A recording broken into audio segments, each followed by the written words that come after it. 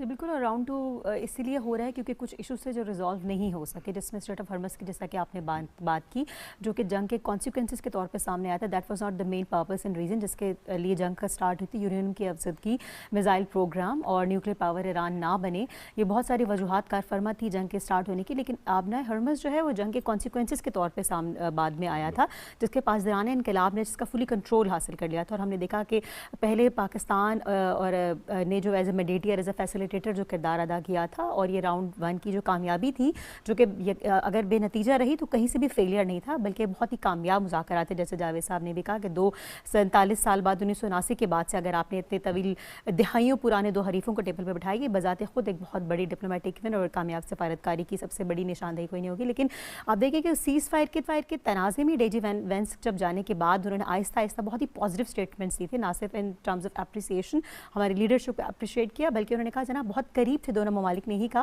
جبکہ میں سمجھتی ہوں کہ Iranian leadership was far more serious when it comes to resolving the issue, کیونکہ ان کی جو ڈیلیگیشن آئی تھی 60-70 لوگوں کی اتنی بڑی تعداد میں، وہ بہت پراپر تیاری کے ساتھ آئی تھی. ہر ایک مائنر ڈیٹیلز کی فائلز پریپیئرڈ کر کے وہ لوگ آئے تھے. وہ ہیزرڈ سچویشن میں بالکل نہیں آئے تھے، ٹھیک ہے، کیونکہ وہ سارٹ آؤٹ کرنا چاہ رہے تھے. وہ ٹو ڈیمانڈنگ ان کی طرف سے بعد میں کہا گیا، کیونکہ ظاہر ہے اب اگر آپ چاہتے ہیں وہ نیوکلیر پاور بھی نہ بنے 5 سال کے لیے، اگر وہ کہتے ہیں چلیں ہم نہیں بناتے، امریکہ چاہ رہے ہیں 15 سال کے لیے، اگر آپ چاہتے ہیں جناب کہ ان کے میزائل پروگرام کو بھی بند کر دیں تو ایسا تو نہیں ہو سکتا نا. کوئی بھی ذی شعور ملک جو ہے وہ اپنے ہاتھ سے تو ایسا نہیں کر سکتا نا. اس کے پاس اگر آپ دیکھیں نارتھ اسٹیٹ نے بھی اگر اس پورے خطے میں اپنے آپ کو ایک سپر پاور کے اگر اس کو کہا بھی جا رہا ہے تو یہ بہت بڑی ایران کی، آپ دیکھیں یہ کائنیکٹک مینز آف وارفیئر سے نان کائنیکٹک وارفیئرز میں تبدیل ہو گئی تھی. یہ میدان میں لڑنے والی جنگ تھی جو کہ سفارتی جنگ میں تبدیل ہو گئی تھی. سفارتی محاذ پر بھی ایران ہی وننگ پوزیشن پہ تھا. ایران کے پاس یہ بھی تمام کارڈز ہیں، جس میں اسٹریٹ آف ہرمز جو ہے وہ اس کا سب سے بڑا ڈپلومیٹک اینڈ اسٹریٹجک ویپن کے طور پر سامنے آیا تھا.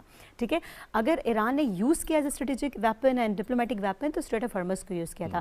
اب سیز فائر کے بعد یہ پاکستان میں ہونے والی اسلام آباد ٹاکس کی کامیاب سفارتکاری ہی کا نتیجہ تھا کہ اسٹریٹ آف ہرمز جو کہ پوری عالمی معیشت جس کی وجہ سے اس نہج کو پہنچ گئی تھی کہ اسٹرگلنگ فیس کیا کہ سپر پاورز بھی اس کے پریشان ہو رہی تھی. ٹھیک ہے، آئل اور گیس کیا فوڈ کرائسس ہر ملک کے دروازے تک پہنچ گیا تھا.